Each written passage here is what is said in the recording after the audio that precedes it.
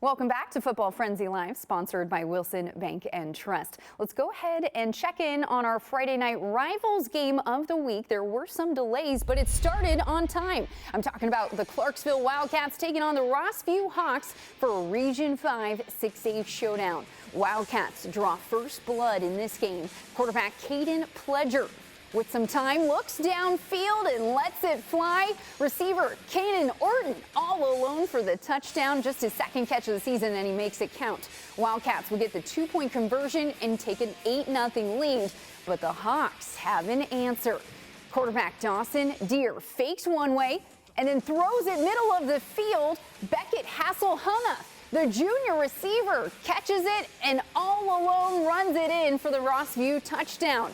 Hawks cut the lead 8-6, but the Wildcats start to run loose after that. Handoff to running back Bryson Ellington. The senior bulldozes his way into the end zone for 25 yards. Clarksville goes for 2 again here. The snap straight to Jamarcus Watkins. Watkins cashes it in.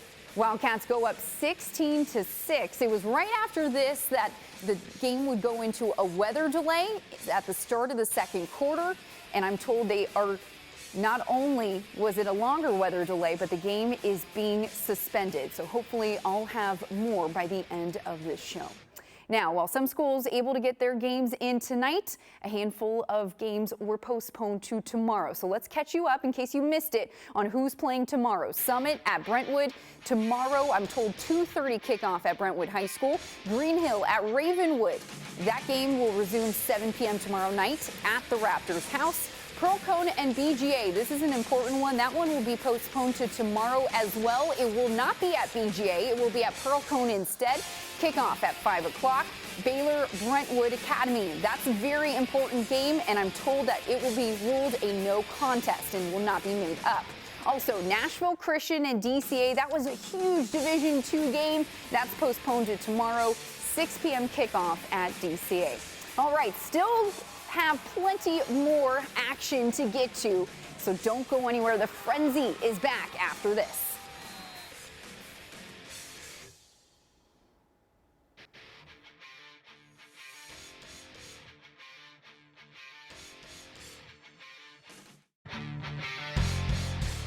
Welcome back to Football Frenzy Live, sponsored by Wilson Bank and Trust. Our game of the week, a big rivalry game between Blackman and Riverdale tonight. They were in a weather delay earlier, but at our last check, the teams were warming up, so still holding out hope. Let's go ahead and check in with our Football Frenzy Live reporter tonight, Johnny Maffey, joining us now live from Riverdale High School. Johnny, last time we talked to you, they were warming up. What can you tell us now about our game of the week?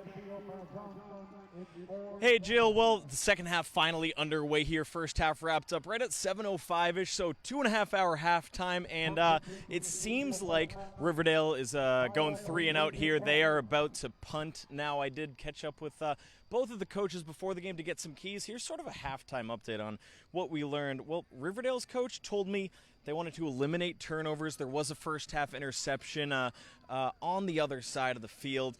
They also said no dumb penalties. Now, if you check back in a few minutes ago with us, we showed you a Riverdale field goal earlier. They actually punched the ball in and the play was called back. So that was unfortunate earlier for them. 10-3 score right now. 10:28 left in the third quarter right here, and Blackman taking the ball now. Javion Elliott, excuse me. He's number 1 for Blackman, and he's been having a good game so far. He's been scrambling a lot. He's used his big arm to connect with some of his receivers, and we're told some of these receivers definitely getting some recruitment offers. I was talking to the coaches, and with a 2.5-hour delay, it seemed like there was like a little leaguer Pop Warner situation going on in the locker room, just trying to stay busy, stay active, running the ball to the right here, and Blackman heads off to the sideline. That's how they started the game earlier too, Jill. So what we're learning about here, yep, out of bounds there. So Jake Elliott, it was a lot of these audibles. They're getting these plays from the sideline, trying to control the ball. It was that lightning delay, so hopefully they can clear this up. Hopefully there's a break in the radar here, and Blackman and Riverdale can finish this game 10-3 right now, 9:52 to go in the third quarter. We will let you know what happens live in Murfreesboro. Johnny Maffey, guys, back to you.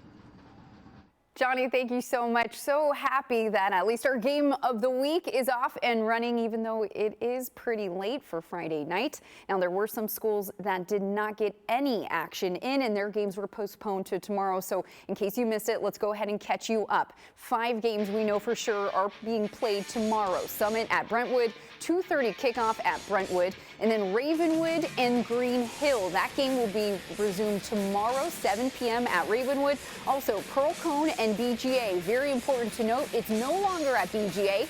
The game tomorrow at 5 p.m. will be at Pearl Cone. Also, Baylor and Brentwood Academy, 2 big rivals, no contest. I'm being told it's being ruled no contest, so that game will not be made up.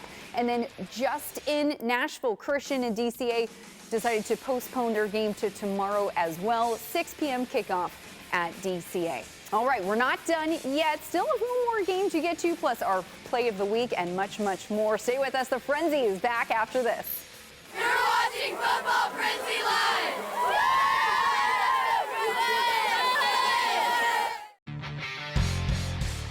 Welcome back to Football Frenzy Live, sponsored by Wilson Bank and Trust. Weather knocked out a handful of games across Middle Tennessee tonight, but last night was actually a great night for some Thursday night lights, and luckily Fox 17 has you covered.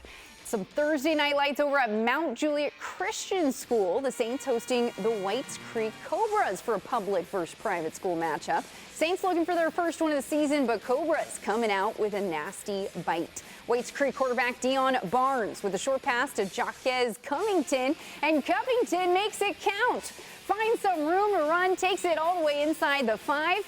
And he finishes the job. Takes the rock, spins into the end zone for the first points of the game. Cobras take a 6-0 lead, and they keep it going. Dynamic duo back at it again. This time Barnes to Covington, middle of the field, straight to the end zone. 14-0 Whites Creek. But this time the Saints have an answer. KK Curtis takes the rock, rolls right, but then look what he does next. He reverses, comes all the way back to the left side of the field, and this time it works. The Saints QB cuts the lead 16-6, but it was all Cobras the rest of the way. Barnes scrambling, rolling left, somehow able to find receiver Andrew Pritchett in the end zone, and Pritchett cashes in the score. Whites Creek goes on to win this one 46-14 in that final. All right, don't go anywhere. Coming up after the break, we sit down with state championship head coach Kevin Creasy. That plus our play of the week next. You're watching Football Frenzy Live!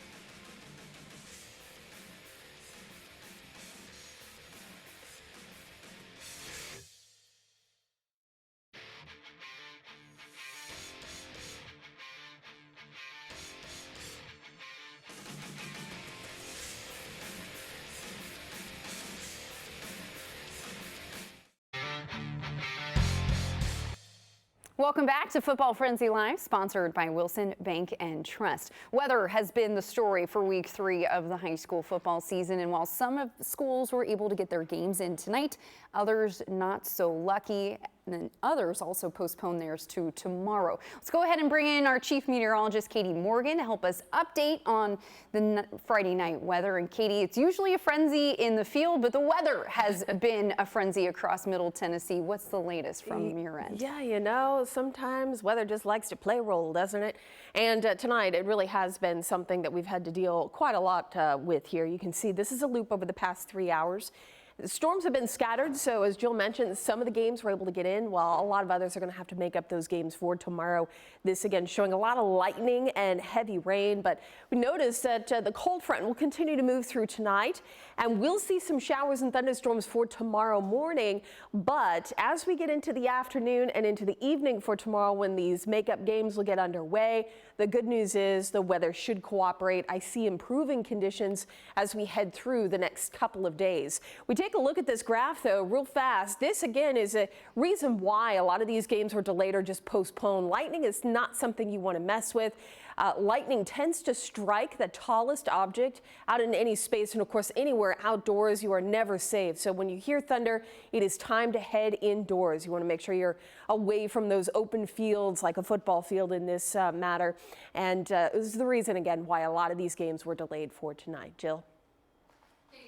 Katie, thank you so much. Appreciate that update. Let's go ahead and fill you in on the 5 games that we confirmed will be postponed to tomorrow. The first is Summit at Brentwood. I can tell you those 2 teams hoping to kick off 2:30 tomorrow at Brentwood High School. Also Green Hill and Ravenwood postponed to tomorrow night. 7 p.m. kickoff at Ravenwood.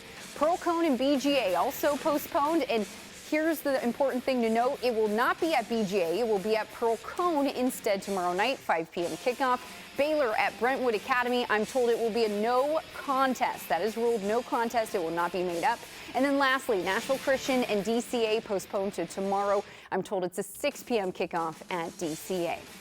All right, well, you can't talk about the powerhouses of Tennessee high school football without mentioning the Oakland Patriots head coach, Kevin Creasy. Since he's been there, he's created a dynasty at Oakland, and this week he joins us on the Nashville Game Changers podcast. Coach Creasy in his 11th season with the Patriots, and, well, safe to say that he knows what he's doing when it comes to high school football in Murfreesboro. The Patriots won the Class 6A state championship last season, marking the 4th title in the last 5 years. Now, the Patriots graduated 20 seniors from that team, but Coach Creasy says he really likes this new group of Patriots and says the expectation is always the same. We've had a pretty good recipe for success at Oakland. We got a pretty good formula that if these guys follow it, we'll have a successful year. You know, a lot of people have successful years without a championship. I hate to be at a place that, every time you leave with a silver ball, you're disappointed.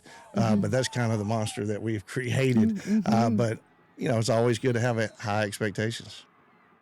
That was just a small snippet of my one-on-one with Coach Creasy on the Nashville Game Changers podcast. You can scan the QR code on your screen. That will take you to the main page of the podcast where you can listen in every week. You can hear that full conversation on Apple Podcasts, Spotify, or wherever you get your podcasts.